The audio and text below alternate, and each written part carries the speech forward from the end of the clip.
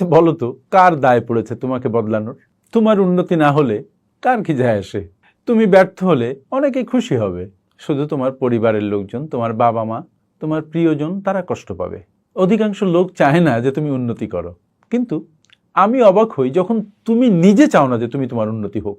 আসলে তো তুমি চুপচাপ বসে থাকো, ঝিমাও, ঘুমাও, নিজের উন্নয়নে কোনো ইনিশিয়েটিভ নাও না, তাহলে কে তোমার ক্ষতি করছে? তুমি নিজেই তোমাকে ডুবিয়ে দিচ্ছ। অদ্ভুত না ব্যাপারটা? আর তুমি সফল হতে পারছো না, তোমার দ্বারা কিচ্ছু হচ্ছে না, দোষ দিচ্ছ অন্য লোকের। কি একটা ফালতু অবস্থা। দূর, জেগে ওঠো, তোমার মধ্যে দুর্দান্ত ক্ষমতা আছে, জাগিয়ে তোলো। কেউ তোমাকে বদলাবে না, কারো দায় নাই।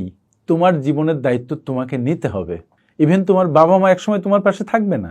তুমি যদি পিছিয়ে পড়ো, তাহলে আর কেউ পিছাচ্ছে না, তুমি পিছাচ্ছ। সো জেগে ওঠো, কাজ করো, নিজের স্কিল সেট বাড়াও, যে অবস্থায় আছো সেখান থেকেই শুরু করো। নিজেকে ব্যর্থ হতে দিও না প্লিজ। তুমি ব্যর্থ হলে তোমার জীবন ব্যর্থ হবে।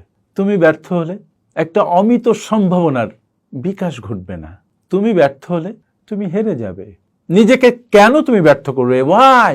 ঘুম ভাঙো, জেগে ওঠো, কাজে লেগে পড়ো। বিফল হলে দি সাকসেস ব্লুপ্রিন্ট বইটি পড়ো, হাতে নাও, প্রতিটি পাতা মনোযোগ দিয়ে পড়ো আর দাগাও। যা বলা হয়েছে সেটাকে ফলো করো, তোমাকে কেউ আটকাতে পারবে না। Try it. Thank you.